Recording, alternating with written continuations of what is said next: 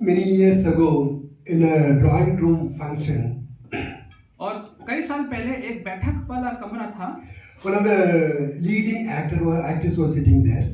और एक अभिनेता वहां पे मानव अभिनेता वहां बैठा हुआ था There were many people gathered around him. और बहुत से लोग उसके चारों तरफ बैठे हुए थे They wanted to hear something from him, something special from him. और वो उससे कुछ खास चीज उससे कुछ सुनना चाहते थे। So they told him, please recite something to us. तो उसने कहा क्यों ना आप कोई बात हमारे सामने कहिए, बोलिए। He asked, is there anything specific that you want me to recite? तो उसने कहा कोई ऐसी विशेष चीज है जो आप चाहते हैं जो मैं आपके सामने बोलूं? There was a clergyman. He said, please recite Psalm 23 for us. तो वहां पे कलीसिया के जो बैठे हुए थे उन्होंने कहा कि भजन 23 आप हमारे सामने क्यों नहीं बोलते हैं? He kept silent for a moment. Then he said, okay, I will do it. I will recite, but with one condition. The moment I finish, you should do the same. तो उसने कहा ठीक है मैं जरूर से भजन 23 को बोल दूंगा, लेकिन एक शर्त है कि जैसे ही मैं समाप्त करूंगा उसके बाद आपको वही भजन बोलना पड़ेगा। And the clergyman was wondering. He said, I am not a good speaker, but anyway, since you are asking me to do, I will do it. फिर वो जो चर्च के अगुवे थे उन्होंने कहा अरे मैं कैसे बोलूं, मैं तो नहीं बोल सकता, लेकिन आप कह रहे हैं तो मैं कर दूंगा। And the great actor started reciting Psalm 23. और फिर उस महान अभिनेता ने भजन 23 बोलना शुरू किया। His voice, the way he recited was so perfect. और उसकी आवाज जिस तरह से उसने बोला वो बहुत अच्छी थी। The audience were spellbound. और जो लोग सुन रहे थे वो उनको बहुत खुशी हुई उसको सुन के। After he finished, there was a great applause. उसके बाद बहुत जोर से लोगों ने तालियां बजाई। People were so excited and happy about how he shared that word. और जिस प्रकार से उसने उस भजन को बोला लोग हर्ष उल्लास से भर गए थे। As the sound of applause dying down, this clergyman stood up and he started reciting that Psalm 23. और जब वो तालियों की गड़गड़ाहट समाप्त होने लगी तब ये जो चर्च के जो अगुवे थे ये खड़े हुए बोलने के लिए। His voice was very simple and it was not very perfect. उसकी आवाज बहुत साधारण सी आवाज थी। He did not recite it so perfectly. और जैसे अभिनेता ने बोला था उस प्रकार से तो उसने नहीं बोला। When he finished, there was no applause. और जब उसने खत्म किया तो कोई तालियां भी नहीं बजी। But there was not a single person who did not have tears in his eyes. लेकिन कोई भी ऐसा व्यक्ति नहीं था जिसकी आंखों में आंसू ना आए हों। People were all sitting and crying. Some of them bowed their head down. और कुछ लोग बैठ के रो रहे थे, कुछों का सर झुका हुआ था। No, this actor rose and put his shaking hand on the clergyman's shoulder and said, my friends, I reached your ears and eyes, but he reached your heart. और फिर अभिनेता खड़ा हुआ और उसने उसके हिलते हुए हाथ पे उसने इस व्यक्ति के कंधे पे हाथ रखा और कहा कि मित्रों मैंने आपके कान और आंख तक तो पहुंच गया, लेकिन ये जो व्यक्ति है ये आपके हृदय तक पहुंचा। The difference is just this. और जो दोनों में फर्क है वो ये है। I know the 23rd Psalm, but he know the shepherd. कि मैं तो भजन 23 को जानता हूँ, लेकिन ये तो भजन 23 के चरवाहे को भी जानता है। Now we all know Psalm 23rd, right? हम सब भजन 23 जानते हैं। We all know Psalm 23rd, but do we know the shepherd as we ought to know? लेकिन क्या हम भजन 23 के साथ जो भजन जो चरवाहा है क्या उसको हम जानते हैं? We read Bible so much, we know so much about God, we read so much about God in the Bible, but do we really know Him so deeply? और वचन पढ़ के हम प्रभु के बारे में बहुत चीजें जानते हैं, लेकिन वचन पढ़ने के बाद क्या हम प्रभु को व्यक्तिगत रीति से कितना जानते हैं, ये सवाल है। Well, this following story I have already shared sometime with one of my servants. और ये जो कहानी बताने जा रहा हूँ शायद किसी संदेश में मैंने इसको आपको बताया होगा। In fact, it's not a story; it's supposed to be a poem written by some unknown author. और ये कहानी नहीं है, ये कविता है जो एक अनजान व्यक्ति ने इसको लिखी है। One teacher gave a white sheet of paper to all the children. और एक शिक्षक ने एक सफेद कागज सारे बच्चों को दिया to draw something on them. और उस पर कुछ चित्र बनाने के लिए कहा। After that time got over, और जब वो समय समाप्त हो गया, one boy brought the paper back to teacher and said, with a trembling hand said, "Teacher, I made this paper soiled and blotted." तो एक लड़का आया, उसके हाथ हिल रहे थे, उसने कहा कि मैम ये जो कागज है मैंने इसको गंदा कर दिया, इसको मैंने खराब कर दिया। I spoiled it. Could you please give me another sheet? मैंने इसको खराब कर दिया, क्या आप मुझे दूसरा कागज दे सकती हैं? The teacher took that soiled and blotted one and gave him another sheet, and with a loving voice she said, "Do better, my child, this time." और टीचर ने उससे वो ले लिया वाला नया कागज दिया और उसको कहा कि बेटा अब इस बार तुम और अच्छा करो। No, God gave us 2023. परमेश्वर ने हमें 2023 दिया। How many of us could say with the boldness in our heart that I did not spoil my year, I lived a proper life? और कितने लोग हैं जो दृढ़ता से ये कह सकते हैं कि मैंने 2023 को बिल्कुल भी खराब नहीं किया, मैंने सिद्ध तरीके से 2023 को जिया? कितने लोग ऐसा कह सकते None of हैं? us can say that I did not spoil my year 2023 and we are entered into 2024. कोई भी ऐसा नहीं है जो कह सकता कि मैंने 23 को बिल्कुल भी खराब नहीं किया और मैं 24 में आ गया। But God is so in His love, He has given another year. और परमेश्वर ने अपने प्रेम में हमें एक और वर्ष दिया है, He has given another clean year. एक और नया साफ साल हमें दिया है। Now, whenever God gives another year, He also gives us assurance along with the year. और जब परमेश्वर हमें नया साल देता है तो नए साल में अपने भरोसे को भी हमें देता है। Very often we take the sheet, we take the year, but not His assurance. और अक्सर हम उस कागज को, उस नए साल को तो ले लेते हैं, लेकिन उसके भरोसे को नहीं प्राप्त कर Today, I पाते। would like to see some of the assurance and promises and commands that God gave in His verse. आज हम कुछ ऐसे भरोसे, कुछ ऐसी आज्ञाएं, कुछ ऐसे जो उसने वायदे किए हैं, हम उनको देखना चाहते हैं वचन में And we से। will try to remember them throughout this year. और इन पूरे वर्ष में हम चाहते हैं उनको कुछ को याद रखें। Please turn with me to Isaiah chapter 43 verses 1 to 13, that portion that we read in this और यशाया 43 1 से 13 जो पढ़ा गया था उसको कृपया करके निकाल लीजिए। It was a prophecy to the people of Judah. और यहूदा के लोगों के लिए ये भविष्यवाणी यहाँ पे करी गई थी। It was a prophecy to them that they will be in Babylon. और ये भविष्यवाणी थी कि वो सब के सब बेबीलोन में होंगे।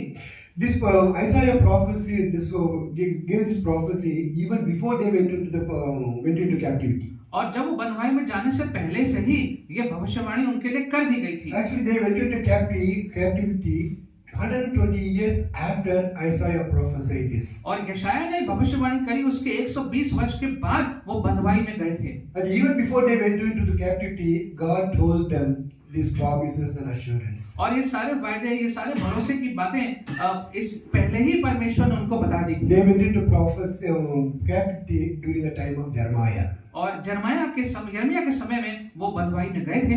It was to encourage them when they will be in captivity. God spoke these words. और उनका मनोबल बढ़े इसलिए इन सारे शब्दों को दे दिया गया था ताकि जब वो बंधुआई में हो तो ये शब्द उनके पास रहे। Even before they face the trials and difficulties in their life, the assurance and promises were there. और ये सारी समस्याएं आने से पहले ही उनको ये भरोसे के वचन दे दिए गए थे। It was just to encourage them when they will be in captivity. और ये इसलिए ताकि बंधुआई में भी उनका मनोबल बढ़ता रहे। You know, in the Bible is filled with prophecy and assurance and commands for us to follow. और वचन में भविष्यवाणियां हैं, आज्ञाएं हैं और वायदे हैं जो परमेश्वर ने हमें दे रखे हैं। But the thing is, we don't read them. लेकिन समस्या कि हम उसको पढ़ते नहीं हैं। Unless we read them, we won't have any of the promises, any of the assurance that God has given us. और क्योंकि पढ़ते नहीं इसलिए सारे जो वायदे किए गए, जो भरोसे के शब्द हैं वो हमें मालूम नहीं पड़ते। One of the things that we keep repeating is read your words, read your Bible. और एक चीज जो बार बार हम लोग बोलते हैं यहाँ से कि अपने वचन को बार और पढ़िए। There are so much of assurance and promises and commands that God has given us to follow. और इतने भरोसे के वचन, इतनी आज्ञाएं, इतने वायदे परमेश्वर ने हमें वचन में दिए हैं।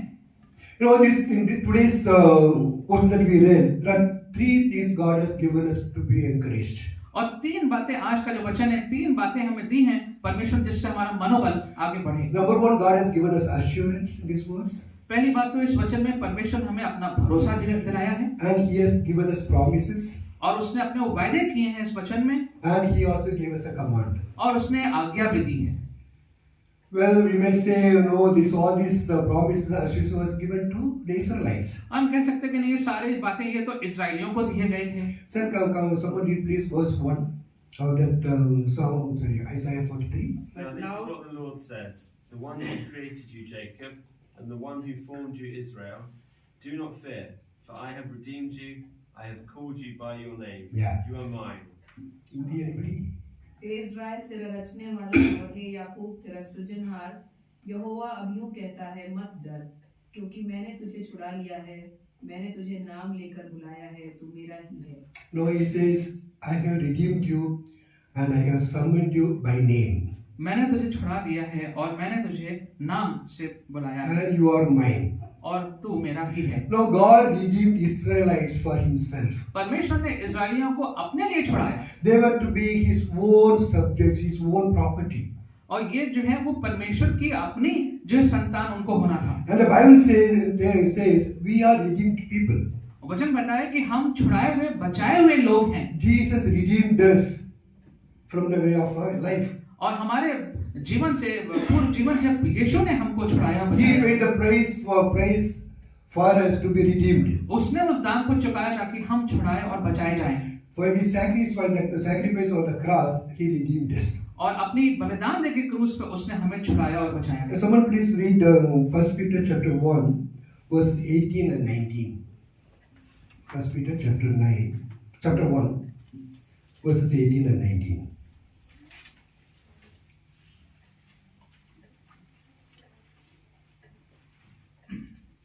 Knowing that you were ransomed from the futile ways inherited from your forefathers, not with perishable things such as silver or gold, but with the precious blood of Christ, like that of a lamb without blemish or spot.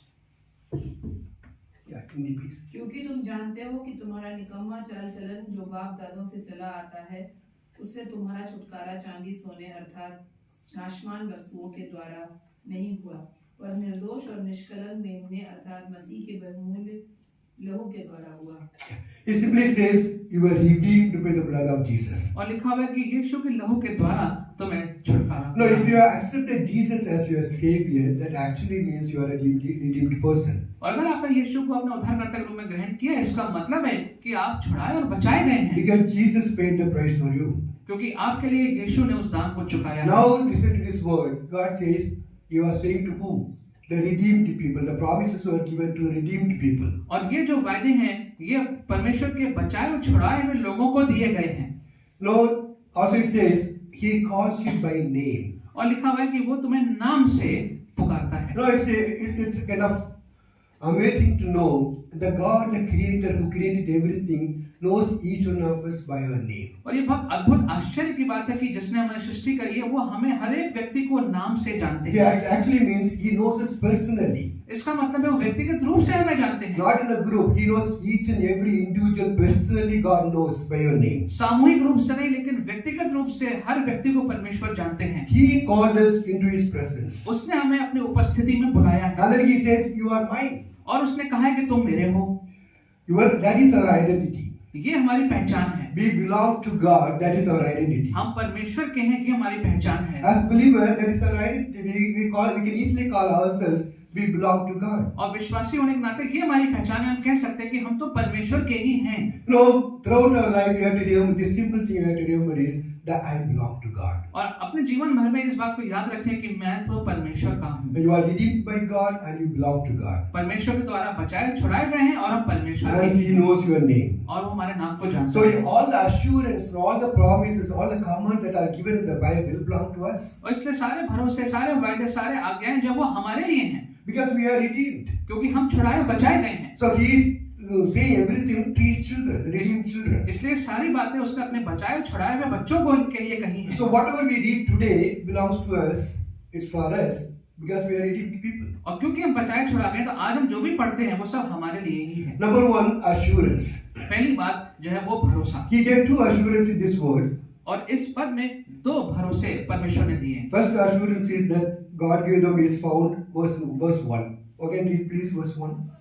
But now thus says the Lord, He who created you, O Jacob, He who formed you, O Israel, fear not, for I have redeemed you. Yeah. Hindi please. हे इस्राएल तेरे रचने वाला और हे याकूब तेरा सृजनहार यहोवा अब यूं कहता है, मत डर क्योंकि मैंने तुझे छुड़ा लिया है। The first assurance is God says, I am the one who created you. और पहला भरोसा का जो वचन है वो ये है कि मैंने तुम्हारी सृष्टि करी है। I am the creator God. मैं तुम्हारा बनाने वाला परमेश्वर He हूँ। gives us assurance. The verse is given by the creator God to you. और ये जो शब्द है ये सृष्टि करता परमेश्वर ने ही हमें दिया है। It's not somebody else. I am the creator God is talking to you. किसी और ने नहीं बोला है, सृष्टि करने वाला परमेश्वर स्वयं इस बात को कह रहे हैं। You know, that's the kind of greatest assurance as children we have. और ये सबसे बड़ा एक भरोसे का शब्द हमारे लिए हम परमेश्वर की संतान के लिए हो सकता है। Whenever we read Bible, whenever we go through the promises, we should always remember This comes from the Creator God. जब भी वचन पढ़े, इन वायदों को देखें तो ये जान लें कि परमेश्वर से ही, प्रत्यक्ष रूप से परमेश्वर से ही आया है। Now in verse 11 he says, I am the Lord, apart from me there is no one else. और 11वें पद में लिखा हुआ है कि मैं ही यहोवा हूँ और मुझे छोड़ कोई उद्धार करता नहीं। And in verse 10 he says, before me there was no God formed, and there will be none after me. और 12वें में लिखा हुआ है कि मुझसे पहले बीच में कोई पराया देवता ना था। And from the ancient times I am He, was the king. और हम सदैव से मैं ही जो हूँ वो हूँ। Now this assurance gives us tremendous amount of encouragement. और ये जो भरोसा है, इससे हमें बहुत हमारा मनोबल आगे बढ़ता है।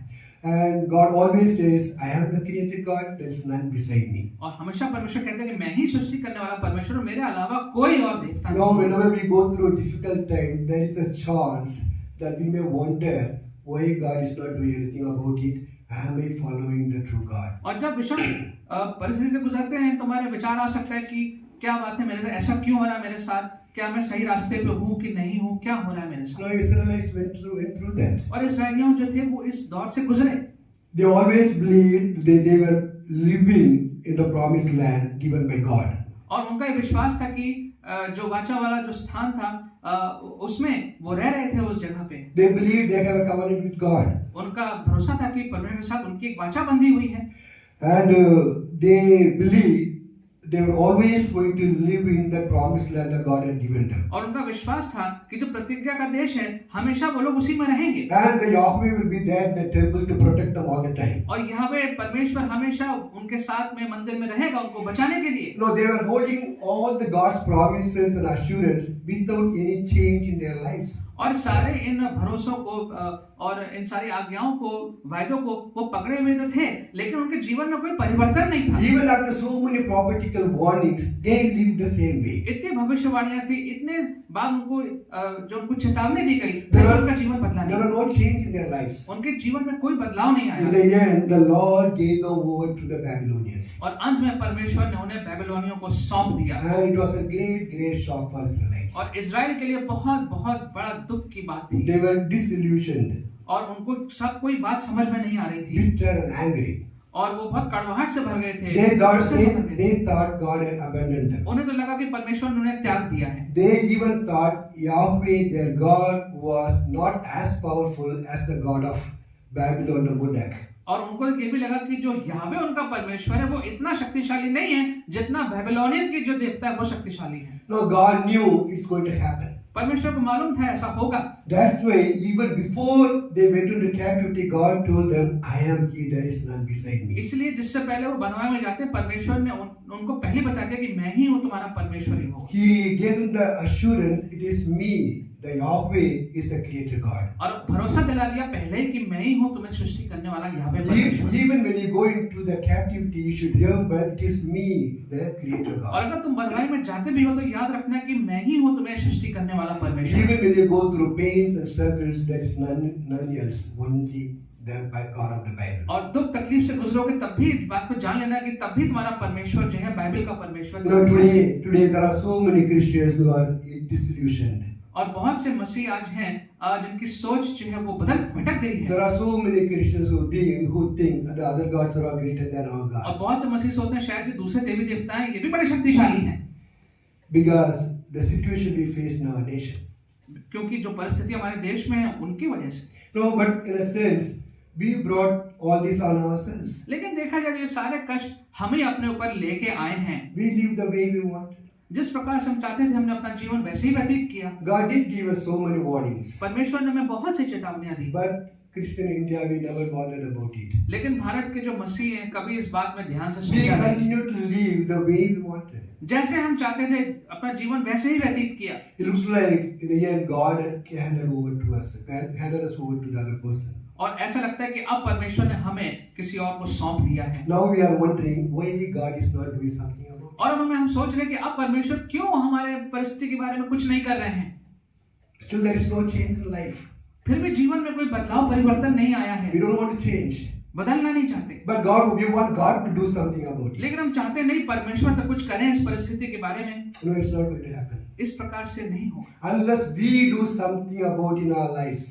जब तक हम अपने जीवन के बारे में कोई कदम ना उठाएं, Unless the Christian India repent, nothing is going to happen. जब तक भारतीय मसीह पश्चाताप नहीं करेंगे We तब can, तक कुछ नहीं we होगा। can pray so much, we can ask so much without any change in our और life. हम बहुत प्रार्थना कर सकते हैं, इतना मांग सकते हैं, लेकिन अपने बगैर जीवन में कोई परिवर्तन लाए हुए। It will happen only we repent. We as Christians repent from whatever you have been doing. और जब ही होगा जब जो भी हमारा जैसा जीवन था उससे जब पश्चाताप करेंगे तभी आगे परमेश्वर सुनेंगे।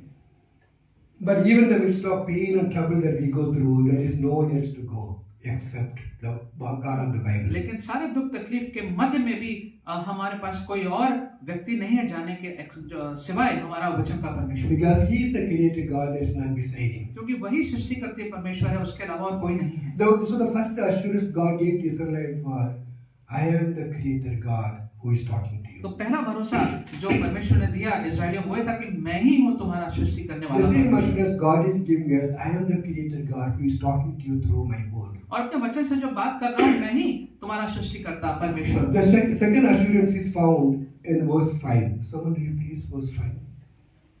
Fear not, for I am with you. I will bring your offspring from the east, and from the west I will gather you. Yeah. मत डर क्योंकि मैं तेरे साथ हूँ, मैं तेरे वंश को पूर्व से ले आऊंगा और पश्चिम से भी इकट्ठा करूंगा। What he says, fear not. और लिखा हुआ है कि मत डर, I am with you. मैं तुम्हारे साथ हूँ। The second assurance God is telling us is, I am with you. दूसरा भरोसा परमेश्वर कह रहे हैं कि मैं तुम्हारे साथ हूँ। The first assurance, I am the created God. Now the same God says, I am with you. परमेश्वर पहले कहते हैं कि भरोसा की मैं सृष्टिकर्ता परमेश्वर हूँ, तुम्हारा दूसरा भरोसा है कि मत डर। You know, when you read chapter 42, the last few verses of chapter 42, जब आप 42वें अध्याय के कुछ आखिरी के पदों को पढ़ते हैं it talks about how they sinned against God तो वहाँ लिखा हुआ है कैसे उन्होंने परमेश्वर के विरोध में पाप किया and how God handed them over to their to be plundered. और कैसे परमेश्वर ने उनको जाने दिया ताकि उनका जीवन जो है वो बिखर जाए। How God poured His wrath on them. कैसे परमेश्वर का जो क्रोध है उनके जीवन में आया, How God punished them. कैसे परमेश्वर ने उनको सजा दी। The last verse says, even after going through all this, they did not understand and they did not take it to heart. और आखिरी पद में लिखा हुआ है वहाँ पे कि ये सब होने के बाद भी उनको ये बातें समझ में नहीं आई और उनके जीवन में हृदय में कोई परिवर्तन In नहीं spite हुआ। of all that God brought in them, there was no change in their lives. इन सारी चीजों के बावजूद उनके जीवन में कोई बदलाव नहीं आया। They did not take it to heart. अपने हृदय में से उन्होंने इन बातों को नहीं सोचा ना जाना। You know, in that situation, God could easily told them that I abandoned you. I tried so much with you. You have not changed. You have not made anything. So I am going to abandon you. और ऐसे में परमेश्वर कह सकते थे कि मैंने सब कुछ कर लिया, तुमको सजा भी दे दी और अब ऐसा है कि मैं तुम्हें छोड़ देता हूँ, जाने देता हूँ। No, but God says, I am with you. लेकिन परमेश्वर कहते हैं मैं तुम्हारे साथ हूँ। That is the beauty of our God. ये हमारे परमेश्वर की In सुंदरता है। spite of all that we do, God's promise stands. He always gives us assurance that He is with us. और जैसा भी हमारा गलत जीवन रहता है फिर भी हमें भरोसा परमेश्वर की ओर से है कि वो हमारे साथ है। In spite of all that we did through 2023, and we spoiled the whole year, still God says, I am with you. और 23 जैसा भी गया हो, शायद वो साल खराब हो गया हो, फिर भी परमेश्वर कहते हैं मैं तुम्हारे साथ हूँ। You know, Israelites completely spoiled and plotted their lives, but God says, I am with you. और परमेश्वर इजरायलियों ने अपना जीवन पूरा ही रूप से नष्ट कर लिया था, फिर भी परमेश्वर कहते हैं कि मैं तुम्हारे साथ हूँ। So you can always be assured, in spite of all that we did, God is with us. और जैसा भी जीवन बीता हो, गलत बीता हो, फिर भी ये भरोसा हमारे पास है कि फिर भी परमेश्वर हमारे साथ है। God says, I know whatever you have done the last year, but still I am with you. परमेश्वर कहते हैं कि मुझे मालूम है तुम्हारा पिछला वर्ष कैसा असफल बीता, लेकिन फिर भी मैं तुम्हारे साथ हूँ। I have not abandoned you. मैंने तुम्हें त्यागा नहीं है। No, that's a real great assurance. और ये सचमुच एक बहुत बड़ा भरोसा है। God always says, I have chosen you. I have not rejected you. परमेश्वर का मैंने तुम्हें चुना है, मैं तुम्हें त्यागूंगा नहीं। That's what we read in Isaiah chapter 41 verse 10. और यशायाह 41:10 पर ये पढ़ते I have chosen you, I have called you, I have chosen you, and I have not rejected you. मैंने तुम्हें चुना है, मैंने तुम्हें बुलाया है, मैं तुम्हें त्यागूंगा नहीं। Now God has called us to be in His presence, to be His children. He never rejects us. परमेश्वर ने हमें बुलाया है कि उसकी उपस्थिति में उसके बच्चे के रूप में एकत्रित हो, वो हमें कभी त्यागता नहीं। No, that is the assurance God gives us. और ये भरोसा परमेश्वर हमें देते हैं। He says, I am the creator God and I am with you. वो कहते हैं कि मैं सृष्टि करने वाला परमेश्वर हूँ, मैं तुम्हारे साथ हूँ। That's the encouragement God gave to Israelites. The same encouragement God is giving us today. और ये भरोसा, ये मनोबल परमेश्वर ने इस्राएलियों को बढ़ाया, और यही हमारे लिए भी प्रोत्साहन और मनोबल परमेश्वर का है। The second thing is the encouragement God gave was the promise. दूसरी बात जो है वो ये है कि परमेश्वर ने उन्हें वायदा किया। Probably these particular verses we all enjoy reading. और यहाँ जो हम पढ़ते हैं, इनको पढ़ने में बहुत अच्छा लगता है। 43:2, second chapter 43 verse 2. Somebody read please. दूसरा पद। I will be with you when you pass through the waters, Yeah. and when you pass through the rivers. They will not overwhelm you. You will not be scorched when you walk through the fire, and the flame will not burn you. जब तू जल में होकर जाए, मैं तेरे संग संग रहूंगा, और जब तू नदियों में होकर चले, तो वे तुझे न डुबा सकेंगी। जब तू आग में चले, तब तुझे आँच न लगेगी, और उसकी लौ तुझे जला न सकेगी। No, God is not saying you are redeemed, so you will not face any problem. परमेश्वर ये नहीं कह रहे कि तुम अब बचा लिए गए हो, इसलिए अब तुम्हारे पास कोई समस्या He's नहीं not आएगी। saying, he's not saying you will not face any water, fire, or any flood. और वो ये नहीं कह रहे कि तुम्हें जैसे जल है या आग है, ऐसी परिस्थितियां नहीं आएंगी, ऐसा नहीं कह रहे हैं परमेश्वर। Now, people who preach prosperity gospel do not like this particular और verse. जो लोग समृद्धि का सुसमाचार सुनाते हैं, उनको ये शब्द जो है वो अच्छे नहीं लगते। They will believe if you are a child of God, you will not face any problem. और इन ऐसे प्रचारकों का कहना है कि अगर आप परमेश्वर की संतान हैं, तो कोई समस्या आपके पास नहीं आएगी। If you are facing any problem, then you are not a believer.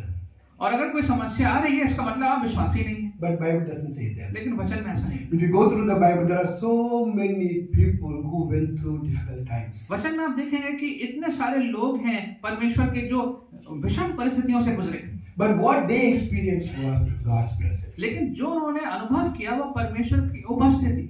As we go through this year 2024, जब हम इस साल 2024 में से गुजरते हैं, there will be water, हो सकता है जल हो, there will be river to cross, हो सकता है किसी नदी को पार करना there will हो, be fire. हो सकता है आग हो, It will be there, you cannot escape it. आप उससे बच नहीं सकते, वो आएगा।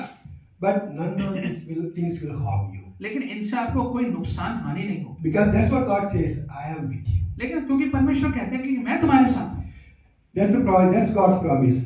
ये परमेश्वर का He वायदा will, वचन है। he will be with us when we go through all these trials. और जब इन परीक्षाओं से गुजरेंगे तो परमेश्वर हमारे साथ रहेंगे। You know, there were 3 Hebrew young men.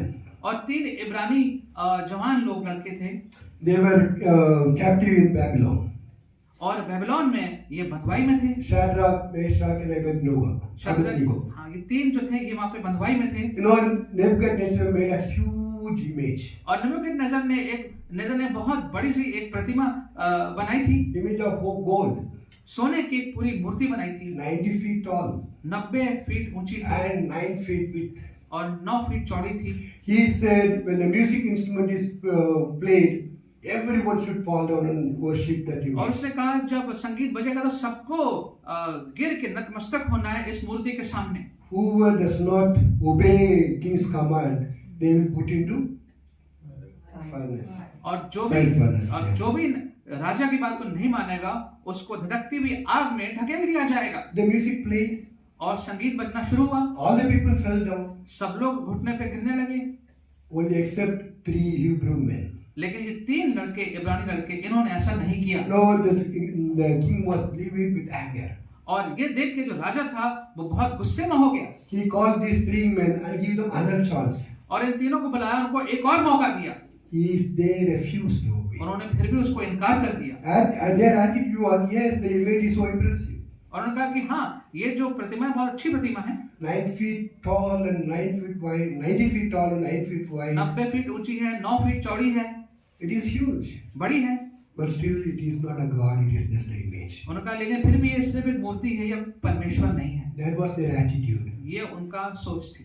King was so angry. राजा बहुत नाराज हुआ And he asked him to heat the furnace 7 times than normal. और कहा कि इस आग को 7 गुना और बढ़ा दो, And they were thrown into that fire. और फिर उनको उस आग में ढकेल दिया गया। You know, the moment they fell into the fire, king leaped to his feet and said, "We threw only 3 people, but I see 4 persons और walking." जब उनको उस आग में डाल दिया तो राजा जो था वो चौंक गया और कहा हमें तो इसमें 3 लोग डाले थे, इसमें 4 लोग मुझे क्यों दिखाई दे रहे The थे। fourth one looks like a son of God. और जो चौथा है वो तो परमेश्वर के पुत्र की तरह लग रहा है। God said, the fire will not burn you. He literally walked with them in the fire. और परमेश्वर ने कहा कि आग को नुकसान नहीं पहुंचाएगी, वो तो सचमुच में वास्तव में उनके साथ आग में चल रहा था। When he walked with them in the fire, और जब उनके साथ उस आग में चल रहे थे, they did not feel the heat of the fire. और उस आग की जो गर्मी है वो उनको महसूस नहीं हुई। Their dress was not scorched. उनके जो वस्त्र थे वो नहीं जले, Even the hair was not burnt. उनके जो बाल थे वो भी नहीं जले, They did not even have the smell of fire on them. और जो आग की जो महक होती है वो भी महक उनके ऊपर नहीं आई।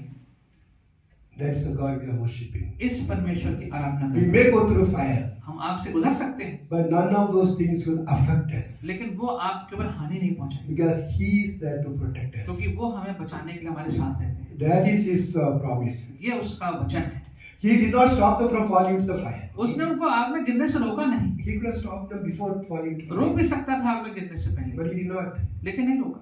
But He went with them in the fire. लेकिन साथ साथ उनके वो आग में भी गए। No, that is the encouraging for us. और ये मनोबल हमारे लिए We will go through fire, we will go through difficult times, but we will always be assured God is with us. आग से गुजरेंगे, मुश्किल परिस्थिति से गुजरेंगे, लेकिन ये भरोसा है कि परमेश्वर हमारे साथ है। Fire had no effect on them. उस आग का उन पर कोई असर नहीं पड़ा, So He will be with you and with us and protect us till the end. और अंत तक वो हमारे साथ रहेगा, हमारी रक्षा करेगा। And the second promise that He gave was found in verse 3. और जो दूसरा वचन है वो तीसरा पद में हम देख सकते हैं, I will give Egypt for your ransom, Cush and Sheba in your stead. क्योंकि मैं यहोवा तेरा परमेश्वर इस्राएल का पवित्र मैं तेरा उद्धार करता हूँ। तेरी छुड़ौती में मैं मिस्र को और तेरी संगति कूश और सबा को देता हूँ। You know, the Israelites were taken into captivity to Babylon. इस्राएलियों को बंधुआ बना के बेबीलोन ले गया गया। And after 70 years, 70 साल के बाद Persians came, captured Babylon and set the slaves free. तो जो पर्शिया के लोग हैं वो आए और उन्होंने फिर वहां पे आके बेबीलोन पे को बंधुआ बना लिया। The King Cyrus the Great, he ordered if anybody wants to go to Jerusalem, they can go back. और साइरस राजा ने कहा कि जिसको अगर वापस जाना है यरूशलेम तो वापस जा सकता है। No, but before he captured Jerusalem, before he captured Babylon, he had to defeat Egypt, Cush, and other countries. और जिससे पहले वो बेबीलोन पे पूरा बंधुआ बना पाता तो उसको मिस्र देश और कुश और इन देशों को भी और देशों को भी हराना था। God allowed him to win all those nations so that Israelites would be set free. और परमेश्वर ने होने दिया कि राजा जो है साइरस वो इन सारे देशों को हरा दे ताकि बाद में इजराइल के लोग हैं वो छुट के वापस जाने पाए। You know, if you read Isaiah chapter 43:4, something read please, Isaiah 42. No, this 43:4, this chapter 45:13 and 14. Isaiah chapter 44, verse 13 and 14. Somebody read please.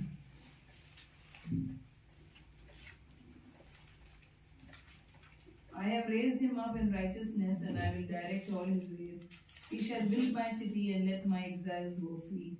Not for price nor reward, says the Lord of hosts. Yeah.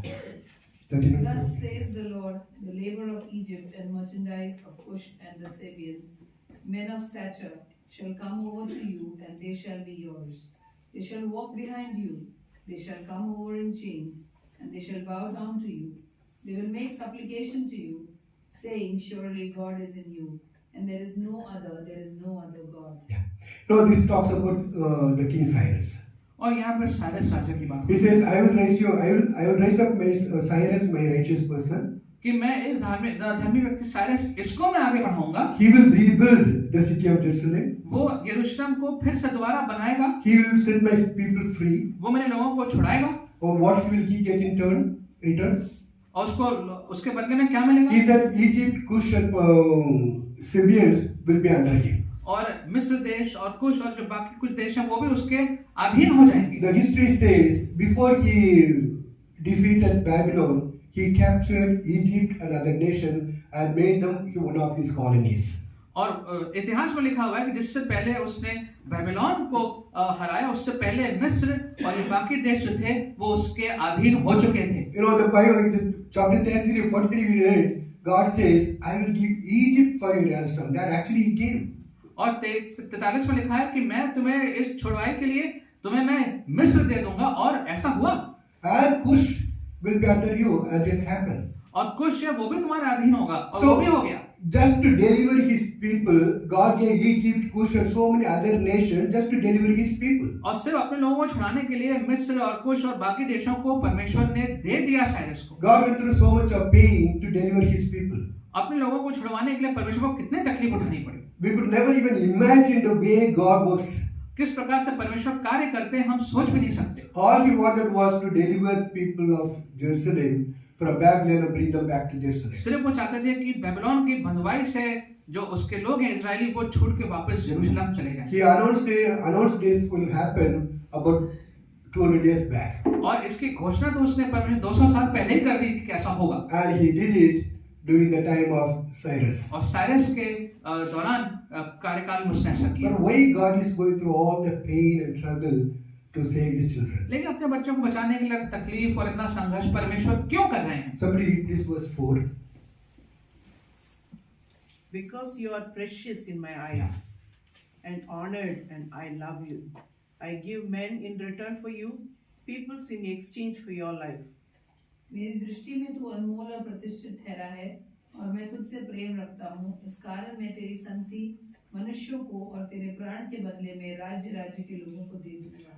Why God gave? Because you are so precious in my sight. क्योंकि तू मेरी नजर में बहुत अनमोल है। So precious, honored. So I give Egypt for as ransom. और इतना प्रतिष्ठा से भरा हुआ है, इतना अनमोल है तू मेरी। As redeemed people, we are so precious to God. और हम बचाए हुए जो लोग हैं, हम परमेश्वर की नजर में बहुत ही ज्यादा Very मूल्यवान हैं। precious and honored in the sight of God. मूल्यवान है और प्रतिष्ठा से भरे हुए लोग हैं, And He loves us so much. और वो हमसे प्रेम करते हैं। As humans beings, sometimes we feel away from God.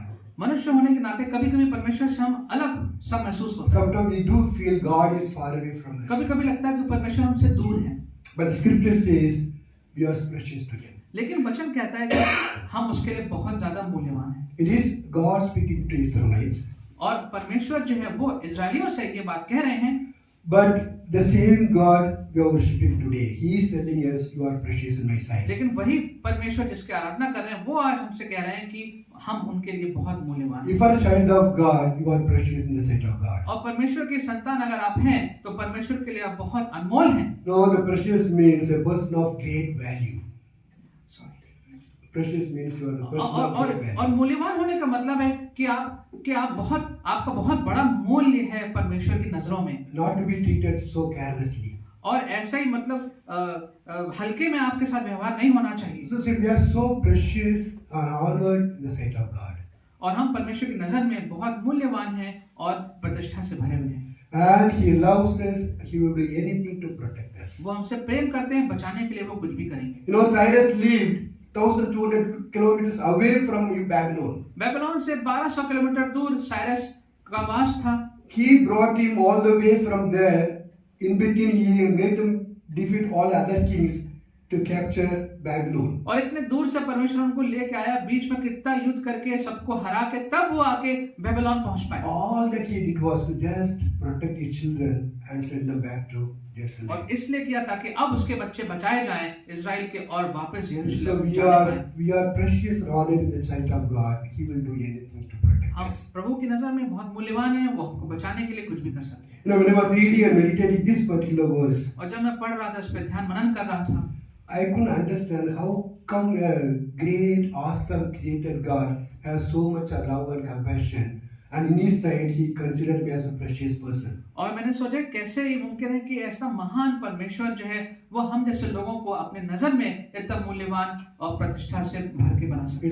It's beyond our understanding. ये हमारी समझ से बाहर है, But that's what exactly the scripture says. लेकिन यही बात वचन हमको बताता है। Remember this verse throughout this year. पूरे साल इस वचन को याद रखिए, Whatever may be the circumstances, चाहे जो भी परिस्थितियां हों, if you are a child of God, अगर आप परमेश्वर की संतान हैं you are precious in His sight. तो उसके नजर में आप मूल्यवान हैं। Okay, we saw the assurance, हमने देखा जो भरोसा परमेश्वर की ओर से We है, saw the promise. जो वचन हमने वो देखा, Now we will see his command. और अब उसकी क्या आज्ञा है ये भी देख लेते हैं। Someone replace verse 1 and verse 5. But now thus says the Lord, He who created you, O Jacob, He who formed you, O Israel, fear not, for I have redeemed you. I have called you by name, you are mine. Fear not, I am with you. I will bring your offspring from the east, and from the west I will gather you. Yeah, verse 1 and 5. हे इस्राएल तेरा रचने वाला और हे याकूब तेरा सृजनहार, यहोवा अब यूं कहता है, मत डर, क्योंकि मैंने तुझे छुड़ा लिया है, मैंने तुझे नाम लेकर बुलाया, तू मेरा ही है। You know, these two verses, do not fear, do not be afraid.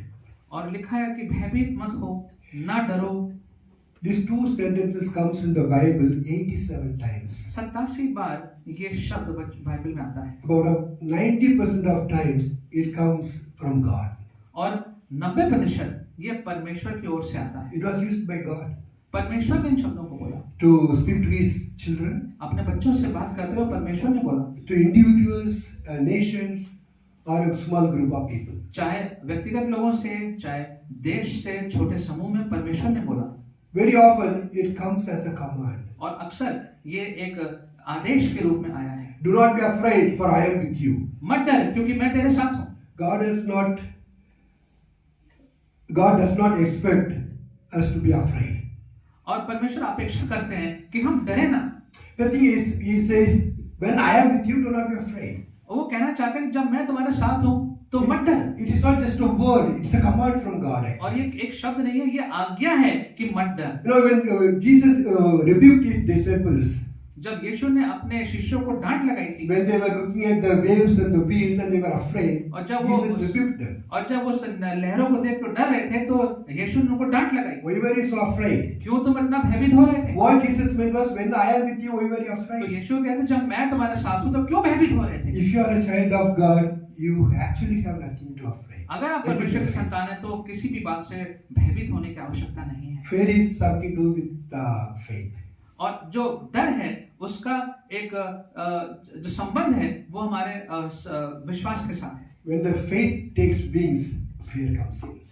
और अगर हमारा जो विश्वास है वो डगमगाने लगता है तब फिर भय जीवन में आने लगता है। God says, do not be afraid. और परमेश्वर कहते हैं कि डरो मत। But you need the faith to believe what God says to लेकिन us. हमें विश्वास चाहिए ताकि इस बात पे हम विश्वास करके, If you do not grow in our faith, we will not be able to trust any of God's promises. अगर अपने विश्वास में आगे नहीं बढ़ेंगे तो किसी भी परमेश्वर के वचन को हम नहीं समझ पाएंगे। Lord, somebody read please Romans chapter 10 verse 17.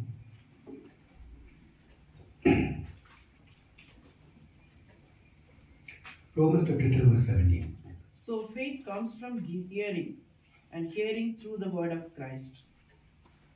सो विश्वास सुनने से और सुनना मसीह के वचन से होता है।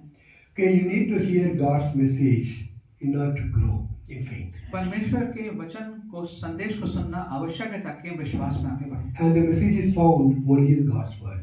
और जो संदेश है वो केवल परमेश्वर के वचन में ही मिलता The है। simple thing is, if you don't read God's word, you will not grow in your faith. और साधारण सी बात है, अगर परमेश्वर के वचन को नहीं पढ़ेंगे तो विश्वास में भी आगे नहीं बढ़ If पाएंगे। you do not grow in your faith, you will not be able to experience or accept any of God's promises. और अगर विश्वास में आगे नहीं बढ़ेंगे तो परमेश्वर के जो वायदे हैं उसको हम अनुभव नहीं कर पाएंगे। We will be always living in fear. हमेशा डर में ही जीवन व्यतीत करेंगे। God commands us not to fear. और परमेश्वर का वचन कहता है, आदेश है कि मत डर। Grow in your faith and experience this verse in your life. अपने विश्वास में आगे बढ़ो और इन पदों को अपने जीवन में अनुभव करो। You know, whenever I take that Bible quiz on during Sunday during the Christmas time, और जब भी क्रिसमस के टाइम में मैं बाइबल का जो क्विज जब कभी मैं लेता हूँ, sometimes it is disappointing और कभी-कभी मुझे निराशा होती है because only some 3 or 4 people give answers to whatever quiz is there, whatever question क्योंकि is asked. 3-4 लोग हैं जो उसका जवाब देते हैं। You know, if you read God's word regularly, none of those questions will be hard. अगर आप परमेश्वर के वचन को नियमित रूप से पढ़ेंगे तो कोई भी सवाल आपको मुश्किल नहीं But it is लगेगा। very, very important to read God's word. परमेश्वर का वचन पढ़ना बहुत आवश्यक है। I have seen many Christians do not read God's word. बहुत से मसीह लोग हैं वचन परमेश्वर का नहीं पढ़ते हैं, They pray, प्रार्थना करते हैं, but they do not read God's word. लेकिन परमेश्वर का वचन नहीं पढ़ते हैं। Very often I have seen people reading daily bread. मैंने देखा लोग जो है वो डेली ब्रेड की पुस्तक उसको पढ़ लेते हैं Daily bread and pray, that devotion is over. और वहाँ पे जो प्रार्थना लिखी है वो कर ली और आपका जो अध्ययन है पूरा हो गया। Okay, daily bread or any book cannot replace Bible. लेकिन डेली ब्रेड या कोई भी और ऐसी किताब जो है वो वचन के उसके बदले में नहीं आप उपयोग कर सकते। Yes, when you read Bible, God is speaking to you directly. क्योंकि जब वचन पढ़ते हैं तो बाइबल प्रत्यक्ष रूप से परमेश्वर हमसे बातचीत So करते it's हैं, very, very important for us to read the Bible. इसलिए वचन को प्रत्यक्ष रूप से पढ़ें वो आवश्यक है। Even if we read, very often we read New Testament, it's very important of course. और अक्सर जो पढ़ते हैं तो नया नियम पढ़ते हैं जो कि बहुत आवश्यक है, But do read some Old Testament also. लेकिन पुराना नियम भी पढ़िए Because you experience God so beautifully throughout the Old Testament. क्योंकि बहुत सुंदर रूप से आप परमेश्वर के सुंदर रूप को पुराने नियम में देख सकते हैं। Both same God, both Old Testament, New Testament, we face the same God. वही परमेश्वर है जो पुराने नियम है, वही परमेश्वर नए नियम में भी है। So read the whole Bible. पूरी बाइबल को पढ़ें। When you read, God speaks to us. जब पढ़ते हैं तो परमेश्वर हमसे बातचीत It's very, very important as Christians read Bible. If you don't read Bible, we will not grow in our faith. मसीह होने के नाते बहुत आवश्यक है वचन पढ़े, नहीं तो हम आगे नहीं बढ़ पाएंगे। Okay, God has given us assurance. परमेश्वर में भरोसा दिया है Number one, He is God and He is with us. कि वो हमारा यहोवा है, वो हमारे साथ है And no river, no fire will anywhere affect us in और any कोई way. भी नदी, कोई भी आग जो है हम पे कोई असर नहीं And करेगी। He says, you are precious, honored in my sight. और कहा है कि तुम बहुत मूल्यवान हो, मेरे दृष्टि में बहुत प्रतिष्ठा से भरे हुए हो We are more important to Him than anything else. और उसके लिए हम बहुत आवश्यक हैं। And He also has commanded us not to be afraid. और ये आज्ञा दी है कि हम डरे और भयभीत Now, as we न हों। go through this year, और जब हम इस वर्ष से गुजरते हैं we always remember तो याद रखें you have a created God who is always with you. कि हमारा सृष्टि करने वाला परमेश्वर है जो हमेशा हमारे साथ है You have a creator who loves you so much. You are very precious in the sight of और हमारा God. सृजनहार है जो हमसे प्रेम करता है और हम उसके लिए बहुत अनमोल हैं। And the creator God says, do not be afraid because I am there. और सृष्टि करने वाला परमेश्वर कह रहा है कि मत डर क्योंकि मैं तेरे साथ हूँ। I pray, we all pray that we will experience these things throughout this year. ये हमारी प्रार्थना बनने पाए कि इस वर्ष इन सारी बातों को हम अनुभव करने पाए। Yes. आइए प्रार्थना करें। Heavenly Father, we thank you for these words of encouragement that have come through your word. हम धन्यवाद करते हैं प्रभु कि ये बहुत मनोबल बढ़ाने वाले शब्द आज हमारे सामने आए। And we indeed want to confess, Lord, that we have failed so many times. We have gone wrong in so many ways. प्रभु जी कितने समय ऐसे आए कि हम असफल हुए, कितने ऐसे समय आए जब हम गलत दिशा में गए। But Lord, you have never given up on us. प्रभु जी आपने कभी हमें छोड़ा नहीं, आपने कभी हमें त्यागा नहीं। This morning, Lord, it's a prayer. Help us, Lord, to make a conscious effort to remain in your presence, to remain in your guidance, to remain close to you, to draw close to you. प्रभु जी होने दीजिए कि इस वर्ष हम एक मजबूत कदम उठाने पाए प्रभु कि हम आपके नज़दीकी में रहना चाहते हैं, आपके वचन को पढ़ना चाहते हैं और आप में और आगे बढ़ना चाहते हैं। Lord, we want to experience your promises, we want to experience your assurances, we also want to follow your commands. प्रभु जी हम आपके भरोसे को और जानना चाहते हैं, हम आपके नज़दीकी में बढ़ना चाहते हैं, आपके वचन को और प्राप्त करना चाहते हैं प्रभु जी और आपकी आज्ञाओं को पालन भी करना चाहते हैं। Bless us, Lord, with this word. Help us, Lord, that will richly bless us and deeply dwell in our hearts. ये वचन आज का प्रभु जी हमें बहुत आयत से आशीष दे और हम इसके बारे में विचारें और हमारे हृदय में गहराई में ये वचन जाके अपनी नींव बनाने पाए। In Jesus' name. Amen.